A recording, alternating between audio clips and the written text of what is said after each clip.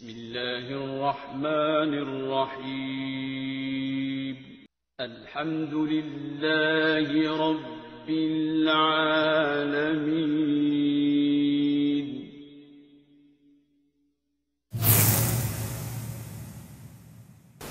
أعوذ بالله من الشيطان الرجيم بسم الله الرحمن الرحيم الحمد لله رب العالمين الرحمن الرحيم مالك يوم الدين إياك نعبد وإياك نستعين اهدنا الصراط المستقيم صراط الذين أنعمت عليهم غير المغضوب عليهم ولا الضالين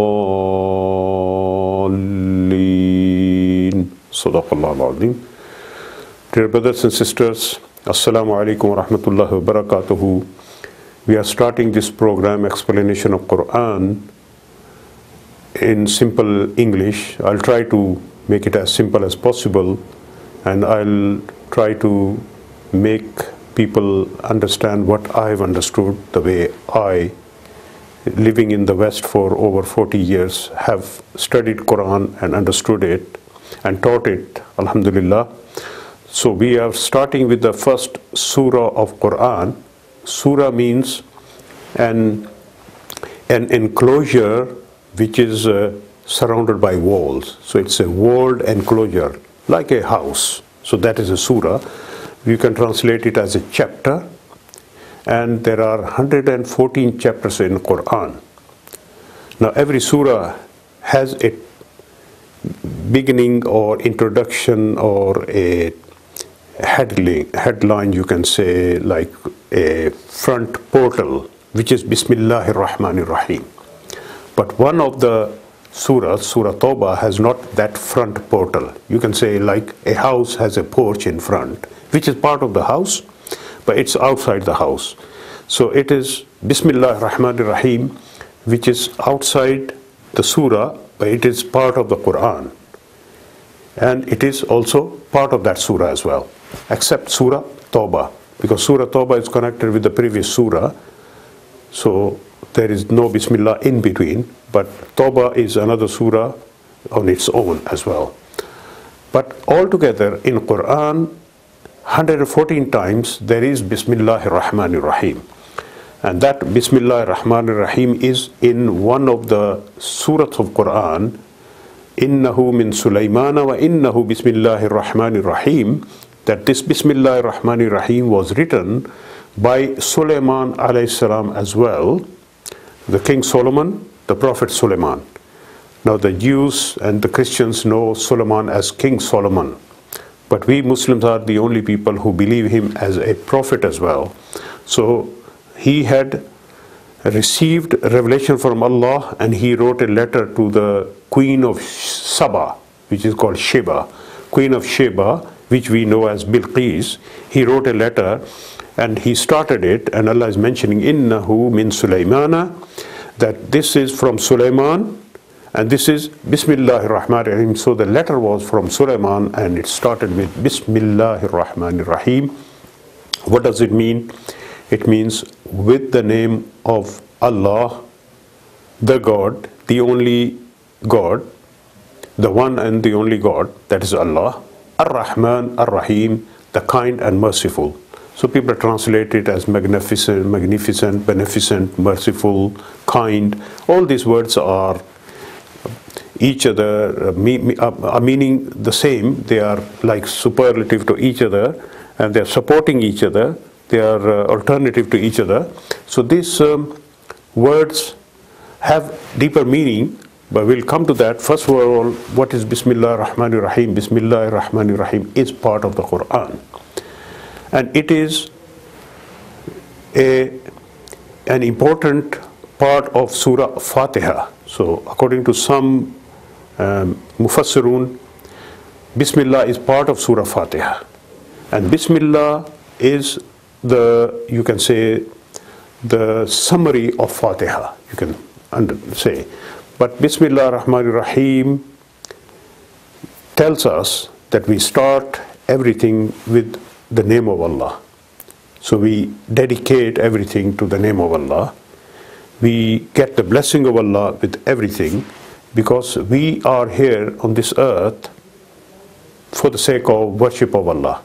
How to proclaim that we are worshipping Him? We have to pronounce His name for everything. So what is His name? His name is Allah. And with that name, we should start. We could have started with Allah, but we take the blessing of His name. So through His name, His personality comes into focus. And when we say Allah, that would mean all the qualities which Allah possesses, they are all in one person. So here 3 qualities are mentioned with the name of Allah, who is kind and merciful. So they are not 3 persons, 3 different qualities of 3 different persons, unlike Trinity, which they say there are 3 persons in one God.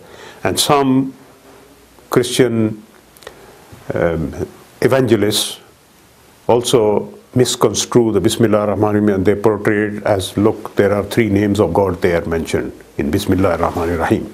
But no, these 3 names of God are connected and annexed with each other, and they are part of the same one God, and they are different qualities.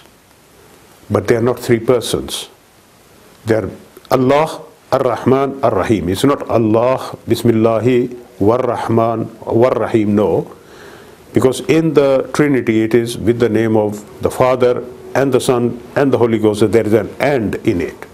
So in Bismillah ar-Rahman ar-Rahim there is no and, so that means Allah is ar-Rahman and Allah is ar-Rahim. It's like I'm the presenter, my name is Fayaz Adil Faruqi, I'm the presenter, I'm a student, I'm a Muslim. So the same person, Adil Faruqi, is a teacher, is a speaker, is a presenter. It doesn't mean many people. One person, Adil Faruqi, the speaker, the writer, the poet, the presenter, the broadcaster, the anchor, the presenter. So what does it mean? One person. But the Trinity has 3 persons which are separated by wa, and. So in Bismillah ar-Rahman ar-Rahim there is no and, so it belongs to one Allah. So the oneness of Allah is proclaimed very clearly in Bismillah ar-Rahman ar-Rahim, and no one can misconstrue it. Bismillah ar-Rahman ar-Rahim is an ayat of Qur'an. What is ayat? Ayat means a sign, a symbol, a miracle, or it's translated as a message. When every sentence of Qur'an or every line of Qur'an is a kind of miracle from Allah, because it is a revelation which came down to Muhammad sallallahu alaihi wasallam. So he received every line or every sentence as a miracle, as a symbol, as a sign from Allah, because he did not compose it. So that's why every sentence of Qur'an is called ayat. But it's wrongly translated as verse. Verse is actually a poetry line. A line of poetry is called verse. Qur'an is not verse, because it's very clearly stated in the Qur'an, وَمَا عَلَّمْنَاهُ الشِّعْرَ وَمَا يَنبَغِي لَهُ إِنْ هُوَ إِلَّا ذِكْرٌ وَقُرْآنٌ مُبِينٌ. O Muhammad sallallahu alaihi wasallam, Allah says in the Qur'an, we have not taught you any shi'r, we have not taught you poetry, and this was not befitting you. You did not become so great because of poetry, so the poetry doesn't befit you, because you are higher than that. You are higher than poets. Poets are of a lower status, of course. Poetry is a human structure and human structure of literary excellence, but the messenger of Allah and the message he receives is of higher degree, because it is Kalamullah, it is word of Allah. So Allah says, "In huwa illa dhikrun wa Qur'anun mubin." This is a reminder. The Qur'an is a reminder. Wa Qur'anun mubin. This is a very clear recitation, reading.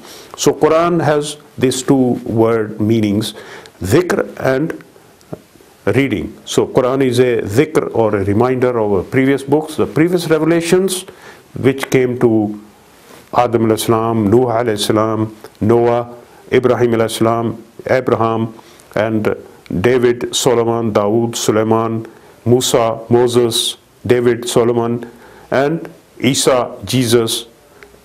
The same way Muhammad sallallahu alaihi wasallam also received the revelation from Allah.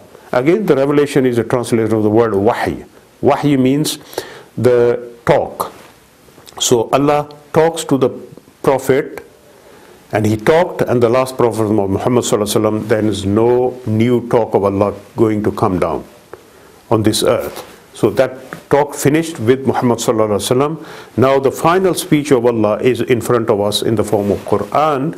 So this Qur'an is a recitation, very clear, and it's a reminder of the past, so there is no new reminder to come. This is the final reminder. And this is the whole composite message of Allah contained in the Qur'an. So Allah subhanahu wa ta'ala is calling every sentence as ayah, as a sign or symbol or miracle of Allah. So it should not be translated as verse, because it's not poetry, and Qur'an is not poetry, although it has a saj'a, it has got a rhyme at the end. So many ayats like Alhamdulillah Rabbil Alameen, Ar-Rahmanir Rahim, Maliki Yawmiddin, but this is not poetry. It is rhyming because it creates a sweetness in the hearing, and it's easily learnt, and it has a internal rhythm, but it's not a rhythm of the poetry, because you put any poetical meter and fit any ayat of Quran, even Bismillah ar-Rahman ar-Rahim, it doesn't fit on the meter of the poetry, because Bismillah Rahma Nir are all of two letters. They are one syllable of two letters, long syllable. But then Ra is a one letter syllable, which is a short syllable. Him, then again two letter He, me again one letter. So Him is again three letter syllable, but it's one syllable equal to like two letter syllable. So that Ra breaks the poetical rhythm. It doesn't contain, it doesn't keep that bahar of the poetry running. So Quran is not poetry, and the proof is even Bismillah ar-Rahman ar-Rahim cannot fit on the poetical standard, because you cannot judge Quran by poetry. So Quran is not poetry, but it is a recitation and a revelation from Allah subhanahu wa ta'ala. That's why we don't translate, we should not translate the ayat or sentence of Quran as verse. At the most you can say a line of Quran, or a sentence, or a passage, you can say a small passage with a full stop. So everywhere where there is a round circle in the Quranic reading, that would be end of an ayat, and that round circle is actually, originally it was like a ha with two dots, which is called ta, and that is the end last letter of the word ayah, ayatun. That ta'nith or ta marbuta is rounded up, and it's put at the end of the sentence. So that shows that this is the complete sentence. And in that sentence, speech might not be completed. That's why they have put lam alif, means no, you don't stop on that and you continue. So Bismillah ar-Rahman ar-Rahim is one ayat of Quran. And without Bismillah ar-Rahman ar-Rahim, Quran is not complete. So one cannot miss Bismillah ar-Rahman ar-Rahim. When you hear in the Taraweeh, people recite, some Hufaz don't recite Bismillah ar-Rahman ar-Rahim loudly. Only once they recite it loudly, but they do recite before every surah except Surah Tawbah. So they recite Bismillah ar-Rahman ar-Rahim sirri, not loudly, but in their mouth. They don't recite it loudly. Some others recite it loudly. So that's not a big issue, but that's also, according to one madhab, it's okay to recite loudly, or according to another madhab, it's okay to recite a low voice, and there is no clash of madhahib, because these are matters of understanding with knowledge, not with prejudice or not personal opinions. They are opinions because of research and knowledge. So Bismillah ar-Rahman ar-Rahim is actually telling us that we should be mindful of Allah, and we should dedicate everything in the name of Allah. So Allah subhanahu wa ta'ala is to be kept in mind at every step, especially when we start Qur'an. Now the order of Qur'an in Qur'an is that when you recite Qur'an, فَاسْتَعِذْ بِاللَّهِ مِنَ الشَّيْطَانِ الرَّجِيمِ. You should also say أَعُوذُ بِاللَّهِ مِنَ الشَّيْطَانِ الرَّجِيمِ. You should ask the shelter of Allah, refuge of Allah against shaitan, from shaitan. So take refuge of Allah, take shelter of Allah against shaitan who is condemned. So how do we say that? We say A'udhu billahi minash shaitani rajim, because Allah said that when you recite Qur'an, you should say you should seek refuge of Allah against shaitan, so that shaitan does not put his ideas into our minds. We should be understanding Qur'an by the way Allah wants it to mean, and we also have the knowledge which is on the right path. So getting the right guidance from Allah subhanahu wa ta'ala, we have to say A'udhu billahi minash shaitanir rajim before. So what is the procedure? When we start Qur'an, we should say A'udhu billahi minash shaitanir rajim. Then we can recite whatever we want to recite. Bismillah ar-Rahman ar-Rahim, Alhamdulillah Rabbil Alameen. Or if you, even some of the middle part of any surah you are reciting, even if you don't say Bismillah ar-Rahman ar-Rahim, that would be okay.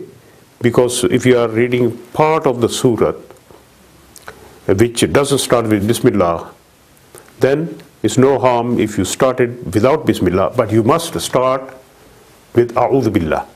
But it's better to say Bismillah as well, but that Bismillah will not be part of that middle part of that surah.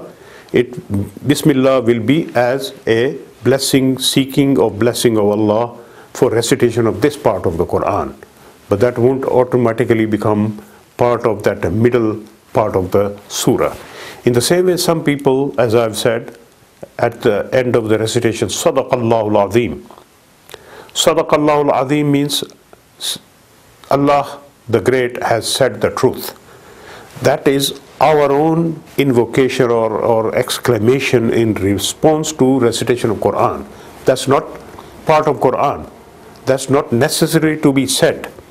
And some people take it, misunderstand it, as part of the Qur'an, and they call it an ayat.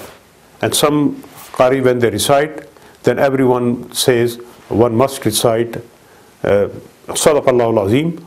And if one Qari, who has recited the whole Qur'an, Qari means who recited the Qur'an, if he has recited some passage of the Qur'an and he has not said Sadaqallahu al-Azim, some people said, oh, he has missed out one ayat. That's not an ayat. Sadaqallahu al-Azim is not an ayat of Qur'an. But for our understanding, we must know what is it that there is in the Qur'an an order. Allah subhanahu wa ta'ala says, Qul sadaqallah. You say that Allah said the truth. So that was applied for especially when Allah speaks. Because when you recite Qur'an, you are transmitting the speech of Allah. Because Qur'an is whole from beginning till the end speech of Allah.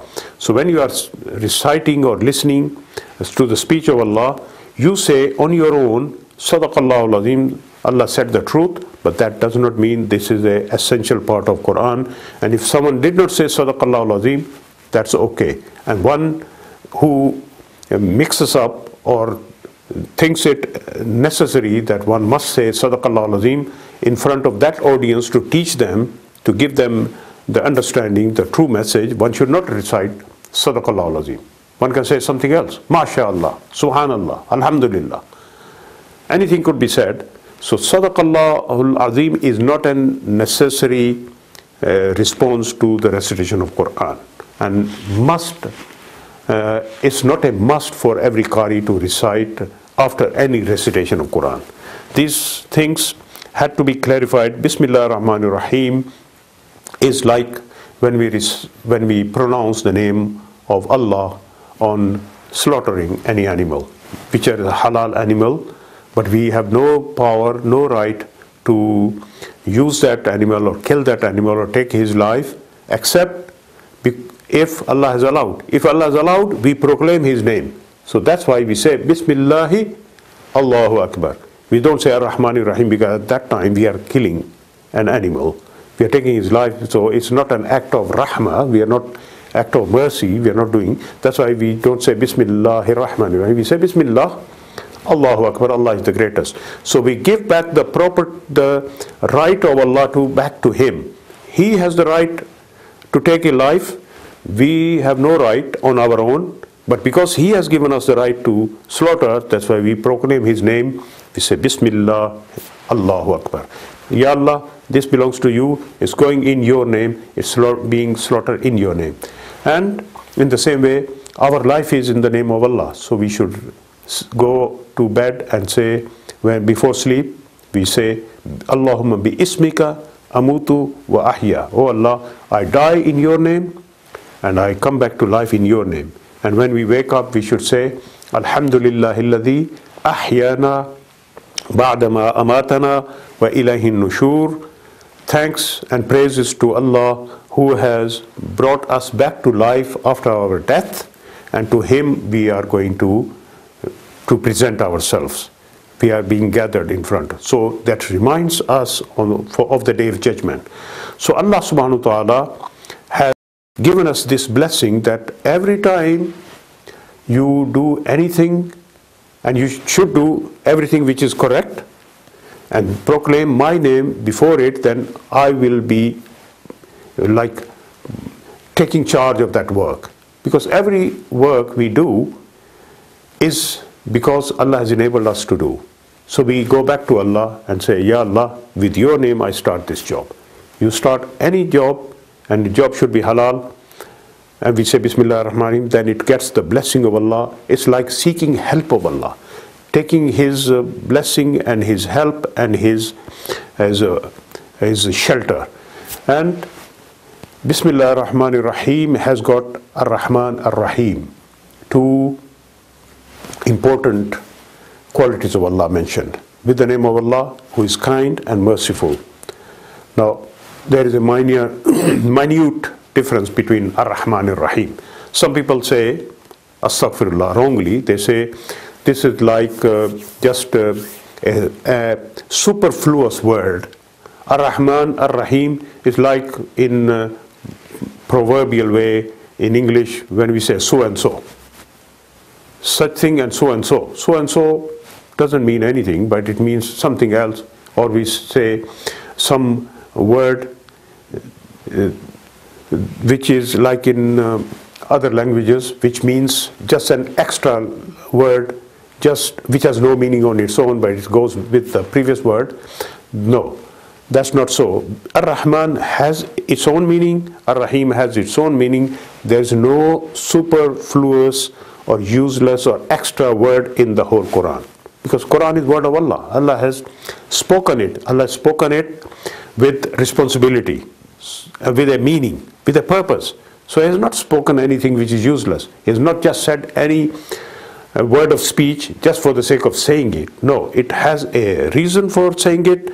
And if you take it out and you think this word is superfluous, is a useless word or extra word, and you take it out, then you will be tampering with the Quran. Tahrif. Even the words which we don't understand, Alif Lam Mim, we don't understand, still these are part of Quran. We have to recite them because Allah spoke it, and Allah gave it to the Holy Prophet to speak, and he spoke it to the people, and the people recited it that way, the Sahaba, and they preserved it that way, passed it on to this day. So we have no right to tamper with it, because this is Kalamullah, this is word of Allah. So Allah subhanahu wa ta'ala has told about His two great qualities, Ar-Rahman Ar-Rahim. Ar-Rahman, as the Mufassirun and the ulama and the intellectuals of Arabic language have gone into the depth. They said that Ar-Rahman is a mercy which is personal mercy quality with Allah. He's been Ar-Rahman with His force of His mercy. And when Ar-Rahim comes, it means the extent of mercy. So the extent means wus'ah, the mercy of Allah which encompasses everything. So they say, like it's like in other ways, Rahman and Rahim has a difference, that He's Rahman fil dunya, Rahim fil akhirah.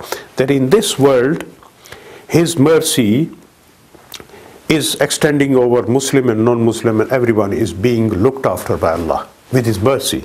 Even the life He is given is a mercy, is His gift, His grace, His bounty. So He has given us this life, and He has given life to non-believers. He has even created shaitan. So even shaitan should be thankful to Allah. He has got a life. Allah could take away his life, but Allah decided, no, I will take away his life on the Day of Judgment. So even shaitan should be grateful to Allah for his life. So life is a great gift, and in that way everyone is blessed. So that's the rahmah. That's mercy of Allah. Allah has given life. Even in this world, whatever we see as bad and good is, from our point of view, for Allah, it is all mercy. He has given us everything which is even dangerous is a mercy. So many animals which are dangerous, they are like, they have a purpose. They are also useful.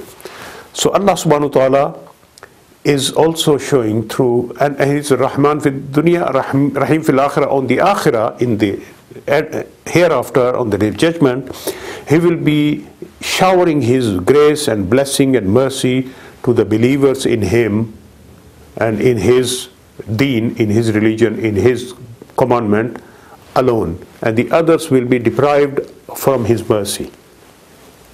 So He will not be kind to the non-believers, He will be kind to the believers. So that's Rahimiyya. So these are the shades of opinion and the shades of meanings which differ Ar-Rahman from Ar-Rahim. Ar-Rahman has a corresponding word in Hebrew language as well. The Jews called God as Rachaman, R-A-C-H-A-M-A-N. So that's also the same word from Rahman, Arabic and Hebrew. And some people say that Rahman, the shape of the word is from non-Arabic source, but it is now part of the Arabic Mubin. It's become Arabic word. Many other words are traced, like they originated from other languages, but they became the part of the Arabic language. So Rahman has become the Arabic language. So Allah's mercy is mentioned, and that is dominant. There is a hadith, and this is hadith Qudsi. Hadith means the talk of the Holy Prophet. But if the Holy Prophet talks that Allah said this in his hadith, and that is not in the Qur'an, that's called hadith Qudsi. So he said that Allah subhanahu wa ta'ala said that inna rahmati wasi'at ala ghadabi. My rahmah, my mercy is wider than my anger. So Allah does become angry on the bad people. And He does not like them. He loves and He hates. He does not love few people who are bad, who do not be good. Then He loves those people who are good. So Allah subhanahu wa ta'ala is kind, but His kindness is more than His anger. He is angry. He will be angry with the bad people, but He is overall, His rahmah is more, His mercy is more wide. And that's why we find there are in this universe bad things happening, and some people, astaghfirullah, wrongfully, they say that because there are deaths of children, diseases, earthquakes, so na'uzubillah, that means there is no God, astaghfirullah. That result is itself illogical. Because if there is some power who creates destruction, it means there is someone who creates that destruction. So Allah creates some destruction, but overall if you see, the dominant thing which is happening in the world is construction, is development, is rahmah, is mercy. Flowers are growing. People are breathing. There's air, free air we are breathing. Water is being poured down. There is abundance of rahmah, of mercy. You find millions of stars at night, but you find a few hundred out of this shooting stars, breaking down or falling down or finishing. So destruction is there, but it's little. But overall, there's development, there's construction, there is rahmah, mercy is more than destruction. So why not look at the mercy of Allah, which is prevalent, and accept Him with His mercy and keep away from His ghadab, from His anger. So this was a highlight upon Bismillahir Rahmanir Rahim. Now we come to Surah Fatiha. Al-Fatiha is the first surah of Qur'an, and Fatiha is called in the hadith as well as Fatihatul Kitab, means the opening of the book. So Qur'an is opened by Surah Fatiha, and also it's called Asasul Qur'an, the foundation of Qur'an. It's also called Ummul Kitab, the mother of the book, or the essence of the book. And it is mentioned in the Qur'an as the 7 oft repeated ayats. Sab'am min al-mathani. So this Surah Fatiha is not really what you can say like preface to the Qur'an, not in that sense as some books are. Like that book introduces the rest of the book. That first chapter, preface. Some people can say this is like a preamble to Quran. This is like a preface to Quran. And as far as the contents of Quran condensed in Surah Fatiha, that seems true. But really, what Surah Fatiha came in the beginning to show that how we should pray. Because there is a hadith which also mentions that when a Muslim prays, when a believer, my abd, prays to me, he offers his salat, and when he says Alhamdulillah Rabbil Alameen, then Allah replies to him that my servant has praised me. Ar-Rahmanir Rahim, he has praised me, Malik Yawmiddin, and then Allah says, when my abd says Iyyaka na'budu wa iyyaka nasta'in, this is between him and me. He offers his ibadah, his worship to me, and he asks my help. Then Ihdina Siratal Mustaqim, he asks hidayah, he asks guidance from me. Then I give whatever my servant asks. So there is a dialogue being developed. So Surah Fatiha was an essential part of the salat, what we call namaz or prayer. And because Surah Fatiha came in the beginning, and according to very authentic sources, this is the first complete surah which came from beginning till the end in one go. That's why some people take it as the first revelation. But that means actually first complete revelation. Because before Surah Fatiha, the Holy Prophet Muhammad ﷺ received the first 5 ayats of Surah Alaq. Iqra bismi rabbika alladhi khalaq, khalaqal insana min alaq. Again, Iqra bismi rabbika alladhi khalaq has a very beautiful note upon Bismillah as well, that when the angel was saying Iqra, O Holy Prophet, you say, read, recite, he said, Ma ana biqari'in, I am not a qari, I can't recite, I can't read, because he was made to understand that he is perhaps to read from a book. He said, no, I can't read. Then he said again, Iqra, he said, no, I can't read. Then he said, the angel embraced him, and then he said, Iqra bismi rabbika alladhi khalaq, that read in the name of your Lord who created you. Then that's actually the time when the Holy Prophet ﷺ recited. So he was not willing to recite without the name of Allah. So when name of Allah was invoked, was called, then the Holy Prophet also recited. That also means that everything should be done with the reference to Allah subhanahu wa ta'ala. That is Bismillah ar-Rahman ar-Rahim. And Surah Fatiha is the introduction to Quran in the way that this is a kind of prayer on behalf from the person, and the whole rest of the Quran is response to that prayer. So this needs a bit of explanation, that first Surah Alaq 5 ayats came, then some ayats of Surah Muzammil came, Then some ayats of Surah Muddassir came, and if you go through Surah Muzzammil, at a later ayats which came at a later time, but they were also quite earlier in Makkah, what it shows is that there were people who were praying, who were offering salat. Although the 5-time daily prayer was made compulsory at a later time in the Mi'raj, say, you can say about 11 and a half years after the first revelation. The first revelation came when the Holy Prophet Muhammad was 40 years of age. When he was about 52, 51, 52, 53, in between, roughly 52 you can say, he had Mi'raj, and in that he got the 5 daily prayers made compulsory. But before these 5 daily prayers, prayer on its own was compulsory or part of the religion of Islam anyway.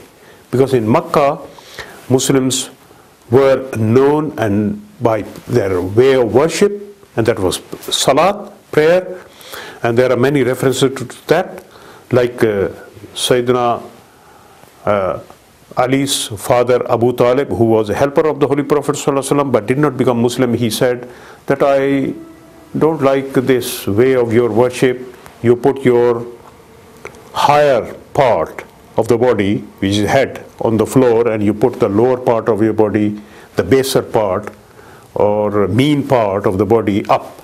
So what he meant is he was not convinced, but he was helping the Holy Prophet as a relative. But he is not proven to have accepted Islam, and there are reports that even at the last, when his deathbed, the Holy Prophet Muhammad asked him to say Shahada and to accept Islam, even in the Holy Prophet's ear, so that he becomes witness on the Day of Judgment, and he could plead on his behalf. Abu Talib replied, no, I cannot. What will the people say? That he, because of death, this Abu Talib accepted Islam. So he did not accept Islam. But reference to prayer is mentioned in that report. It was earlier time of Islam. And the Holy Prophet ﷺ, when he received the wahi, he also received at a time Jibril came and he told him how to do wudu and told him how to do the prayer. So the prayers were taught by Angel Jibril to the Holy Prophet Muhammad ﷺ in detail, how to pray, the beginning times and the end times. So he gave him the form of prayer, how to offer the prayer. So offer of the prayer, the details are not in the Qur'an, because Qur'an came upon Muhammad sallallahu alaihi wasallam and he passed it on as word of Allah, because that was word of Allah. But the teaching of the details of Qur'an and the details of Deen were taught to the Holy Prophet by the angel anyway, and that was also from Allah. So both things are from Allah. The Qur'an is from Allah word by word. Hadith is from Allah without words. Means the words are of a Holy Prophet. He explained in his own way, but the essence of that hadith, whatever the Holy Prophet said, is from Allah, because Quran says, وَمَا يَنْتَقُ عَنِ الْهَوَىٰ إِنْ هُوَ إِلَّا وَحْيٌ يُوحَىٰ. The Holy Prophet does not speak on himself, on his own.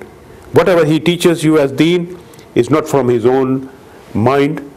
إِنْ هُوَ إِلَّا وَحْيٌ يُوحَىٰ. He recites to you what has been given to him through wahi, through revelation from Allah subhanahu wa ta'ala. So the Holy Prophet was not speaking on his own. He was not teaching people on his own way. He was teaching as instructed from Allah through the angel Jibreel. So when he received Surah Iqra, it is told to the Holy Prophet, you read. So the Holy Prophet is commanded by Allah. So it's an external force telling the Holy Prophet to read. So if Holy Prophet Nauzubillah was himself composing, it would not be an instruction from above. He could have straight away said, Bismi Rabbikal Ladhi Khalaq.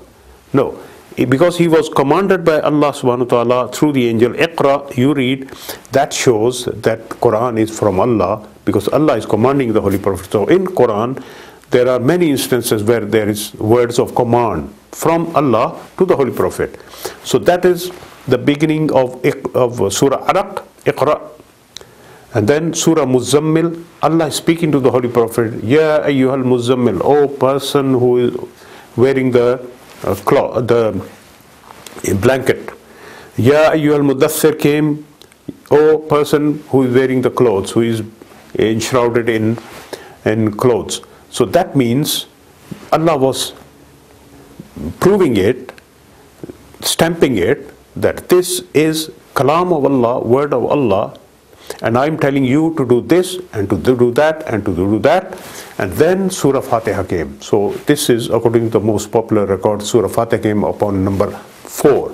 It came all together, and that means that Allah was giving the Holy Prophet the words how to beg him. Because Allah gave Adam alayhi salam some words to beg him. فَتَلَقَّى آدَمُ مِنْ رَبِّهِ كَلِمَاتٍ فَتَابَ عَلَيْهِ. Adam alayhi salam, when he made that mistake of eating the forbidden fruit, he received some words from Allah, فَتَابَ عَلَيْهِ. So he received the words from Allah and he used those words, and Allah then forgave him. And those words are recorded, رَبَّنَا ظَلَمْنَا أَنفُسَنَا وَإِن لَمْ تَغْفِرْ لَنَا وَتَرْحَمْنَا لَنَكُونَنَّ مِنَ الْخَاسِرِينَ. The confession, Ya Allah, we have wronged to ourselves, and if you didn't forgive us, we would be at a loss. So when Adam alayhi salam received words from Allah, how to beg from him, same way Muhammad sallallahu alaihi wasallam received the Surah Fatiha, how to beg from Allah. And this Surah Fatiha became the focal point of the prayer. So, La Fatiha, La Salata illa bi Fatihatil Kitab, the Holy Prophet said, there is no prayer without Fatiha, Atil Kitab, without the Surah Fatiha.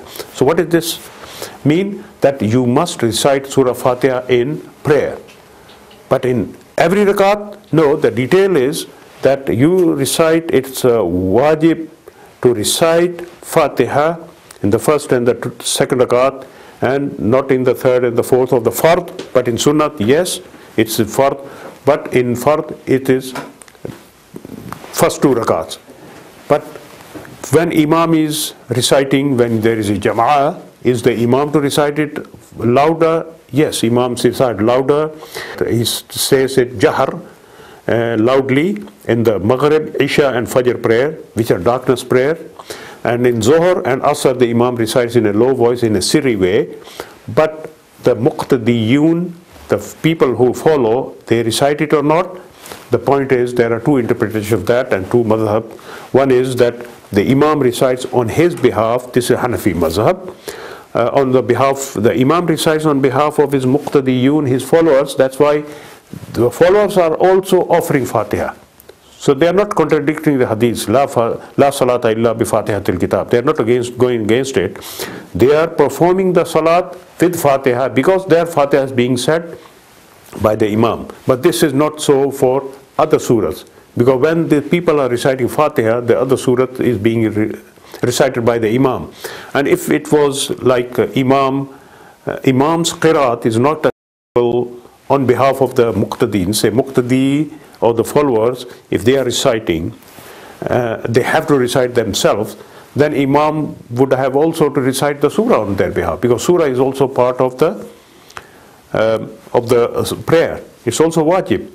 So why is it that those people who squabble about Fatiha, oh, you didn't say Fatiha loudly and we have to say loudly, they are squabbling about just vain thing, because there are 2 interpretations. You follow one madhab, but don't make your own madhab. Whatever the madhabs are already established, follow that, because they are established on the basis of knowledge and ilm, but not on destruction and division of Muslims. So Allah subhanahu wa ta'ala gave Fatiha to the Holy Prophet sallallahu alaihi wasallam in the form of a prayer. Now if we go through it, the meaning, what it says, all praises for Allah, who is cherisher and sustainer of the alameen, of all the worlds, of all the universes. Ar-Rahman, Ar-Rahim, again 2 words, kind and merciful, who is very kind, abundantly kind, and who is very plenty of kindness, who has got Maliki Yawmiddin, and this has 2 recitation as well, Maliki or Maliki. Maliki means king, Malik means the owner, but essence is the same. Maliki Yawmiddin, he is the owner, the master, Yawm,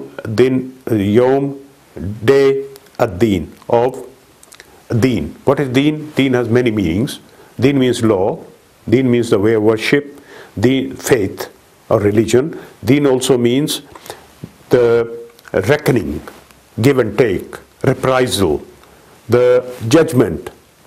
It means anything which is a result of and the opposite result of something, that's also called deen. You do and you get same, so that is deen. So on the day of judgment, whatever you have done in this life, you get the full judgment of that. So that is a deen. So here Yawmuddin of course would not mean the day of religion, the day of faith, the day of belief. What is that? That's nothing. So according to the context, Yawmuddin would only mean the day of judgment, the day of reckoning, the day of when the people who deserve reward will be given reward and those who deserve punishment will be punished. So that will be the final judgment. Maliki Yawmuddin. Iyyaka na'budu wa iyyaka nasta'in. To you do we worship and to you we ask for help. So here the word is iyyaka. Now some people in haste they say iyaka. Iyaka is the opposite meaning. Iyyaka means only you do we worship. So that means that Muslim is supposed to worship no one else other than Allah. And that worship also means utmost slavery and the complete and absolute obedience. So absolute obedience without question is only for Allah, and there is no slavery or worship of anyone else other than Allah subhanahu wa ta'ala. However, the other word in which we can obey the people is called ita'at. So ita'at can be done for other. We do the ita'at, obedience to Allah, we do obedience to the Holy Prophet, we do obedience to our parents, that's okay. But we do not do ibadah. Ibadah or slavery or utmost servitude and worship is only for Allah subhanahu wa ta'ala. Iyyaka na'budu, only for you, only to you do we worship. Wa iyyaka nasta'in, and only your help do we seek. So as worship is solely, exclusively for Allah, in the same way to seek help is also an exclusive right to Allah, which we should beg from Him. Everything in life, even the Holy Prophet ﷺ said that if your lace of shoe breaks, you ask from Allah. So will Allah give us in the shop? Yes, Allah will make us get it from the shop. But you go to the shop and get it, but seek it from Allah. Allah is the giver, but these are means. So with means, you can ask the help of people. That's not called isti'ana. That's called musa'ada, means help. But isti'ana is only from Allah, which is beyond means. Like if I say to my son, bring me a glass of water, he's there, he can bring me. But if he's 1,000 miles away and I tell him, give me a glass of water, I'm taking him beyond means. He has no ability to do that. He has no supernatural powers. So Allah has those powers. He can provide out with below and above the means as well. So above the means and is only help is for Allah and no one else. So we should ask, beg our success, forgiveness, our future, and all the things in life, every haja from Allah and to no one else. But the worldly things which are daily give and take, exchange, transactions, which we give some money and we get some goods, still those goods we get because Allah gives us, but the means are through the shop or through the wife or the brothers or sisters or the family. But that does not mean isti'ana. Isti'ana is from Allah subhanahu wa ta'ala and no one is sharik in that. So as there is no sharik, no partner in ibadah of Allah, in worship of Allah, in the same way there is no sharik of isti'ana of Allah. Ihdina as-sirat al-mustaqim, guide us to the straight path. Sirat al-ladhina an'amta alayhim, the path of those whom you blessed, or whom you favored, or whom you rewarded. غير المغضوب عليهم ولا الضالين. This has two meanings. First, basically meaning means the people who did not get your anger, who did not get your wrath, and not those people who became astray. So, Ya Allah, give us the path of those people, make us go on the path of those people upon whom you were pleased, and those people, the same people who did not displease you or did not go astray. So this is like connecting the same, referring the same to the same category of people. But there's another meaning as well, which both Mufassirin both meanings have been written in the Tafasir, that guide us to the straight path, the path of those whom you blessed, but not the path of those upon whom you were angry, and not those who went astray. But the first meaning, that the same people who got your blessing, who were rewarded by you, they did not get your anger and they did not get astray, is more preferable. But there's, of course, scope for so many other meanings. Now, this surah is in fact in that sense, a condensed form of the basic teachings and the reference points of Qur'an, the whole Qur'an, because three main subjects of Qur'an are alluded to in this surah. First of all, the greatest subject of Qur'an is wahda, tawheed, which we'll say. Ahadiyat of Allah, oneness of Allah, that's mentioned. We don't say unity of Allah. Allah is not unity. Allah is not united. There are no different beings made into one God. No. Allah is one on His own. Qul huwallahu ahad. He is one by Himself. One and only one. He has no partner and He has no partition. He cannot be divided. And He is one whole Himself from beginning till the end. And we cannot explain the extent of Him because He is more than what we can think of. So, that oneness of Allah is mentioned, Tawheed. Next subject is the Akhirah, or the hereafter, or the next world, the Day of Judgment, the reward and punishment. All these subjects are condensed in Al-Akhirah. So Akhirah is mentioned in when we say that Ihdina Surat al-Mustaqim, guide us to the straight path. And when this is mentioned, Surat al-Ladina An'amta Alayhim, Maliki Yawmiddin is mentioned there. So Maliki Yawmiddin is mentioned very clearly there. Then the third topic which is mentioned in the Qur'an is Ar-Risala, the messengership. Allah sent us on this earth. He will take us back on the Day of Judgment and we will stand in judgment before Him. But how do we pass? Or how will we fail? So Allah must have sent a system of life to perform for us so that we gain success or loss on the Day of Judgment. So that is, the whole system of life is called ad-deen, and the people who gave that deen, a religion to us, and the faith and the practice and way of life and code of conduct and the constitution, those are called rusul, or the messengers. And they are also called nabiyyin, the people who got the news from Allah and they passed on the news to the people. They were not alimul ghaib. That's not the meaning of Nabi. Nabi is not alimul ghaib. He gets the message from Allah and he passed it on, so he doesn't remain alimul ghaib. Even if it was a ghaib, hidden thing given to him, he has passed it on, so he doesn't remain alimul ghaib, because that ghaib becomes open, becomes shahid, mashhud. So shahada. So ghaib and shahada are both, the knowledge of both is with Allah subhanahu wa ta'ala. Allah is alimul ghaibi wa shahada. Allah is the knower of all the hidden and all the apparent thing. No one else is alimul ghaibi wa shahada.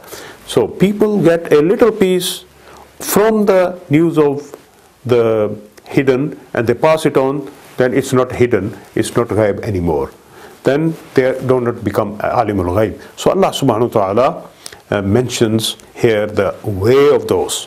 And this Sirat al-Ladina An'amta Alayhim, those people who were favored, is explained in other part of Qur'an. An'amallahu alayhim minan nabiyyina was-siddiqina wash-shuhada'i was-salihina wa hasuna ulaika rafiqa. Allah subhanahu wa ta'ala has told us what are those people who Allah blessed, or who Allah favored, or who were given the grace of Allah, or who were given the reward from Allah. They are an-nabiyyin, And Allah says, An'amta. Allah is using the past word. An'amta alayhim. An'amallahu alayhim. An'amta alayhim. Those who you blessed. That means those who have passed, we follow on their path. So, minan nabiyyin, the prophets. So, nabiyyin is the total number of messengers which were sent to the humanity. And among them, there were higher ranks which are called rusul or rasul. And then, highest of them are ulul azm min al-anbiya wa rusul. So, there are great, very high-ranking prophets, Nuh alayhi salam, Ibrahim alayhi salam, Musa alayhi salam, Isa alayhi salam, Muhammad sallallahu alayhi wa sallam. And then the topmost is Muhammad sallallahu alayhi wa sallam, the Khatam al-Nabiyyin. But the ranking, and they have a rank upon rank of the different prophets, but the totality of those prophets mentioned that they were blessed by Allah. So, path of deen is traveled by Nabiyyin in the first place, and no one is higher than them. Some people say, Nauz Billah, Imam is higher than Nabi. No. Because Qur'an is not mentioned here. Those people who were blessed by Allah, there's no Imams, there's Nabi in the first category. Next category is Siddiqeen, those who testified those Anbiya. And the greatest of Siddiqeen is Abu Bakr Siddiq radiallahu anhu. So Siddiqeen, people who did not question the prophets. So the Holy Prophet Muhammad sallallahu alaihi wasallam said, in this hadith, that everyone who came to Islam had some question. But when Abu Bakr accepted Islam, he had no question. He accepted without question. He was total as-Siddiq, so he was given the title of as-Siddiq by the Holy Prophet Muhammad sallallahu alaihi wasallam. So Siddiqeen, there are many other Siddiq, but Siddiq al-Akbar is Abu Bakr Siddiq radiallahu anhu. And there will be Siddiqeen, and then Allah says, وَالشُّهَدَاء. Again, when someone dies in the path of Allah or is killed in any bomb, and we say shaheed, shaheed. So this shaheed has become so common. Everyone who dies for a good or bad cause or killed by the enemy, we say, well, he's a shaheed. No, shuhada are those people, because Allah has told us to be shuhada. You should stand up, shuhada bil qist, shuhada lillah. You should give the shahada, the witness, to Allah and to His deen, and you should stand up firm. So those people who gave the witness of deen, stood up and sacrificed for it, in the end they got killed in the path of Allah. Then as a result they became shaheed. Those shaheed are hayy, they are abul ahyaun, they are alive. So we don't mourn the death of shaheed, because that shaheed's death is not in vain. He's not lost, he's not gone. We should not have lamentations and tear our hair and clothes. The Holy Prophet ﷺ said, those who slap themselves or hit themselves, tear their clothes or pull their hair or wear black clothes because of someone's death, they are not among us. So they are not among the believers. So this is not the way of expressing the sadness upon the shaheed. Rather, there should be a pride in that my son is shaheed in the path of Allah.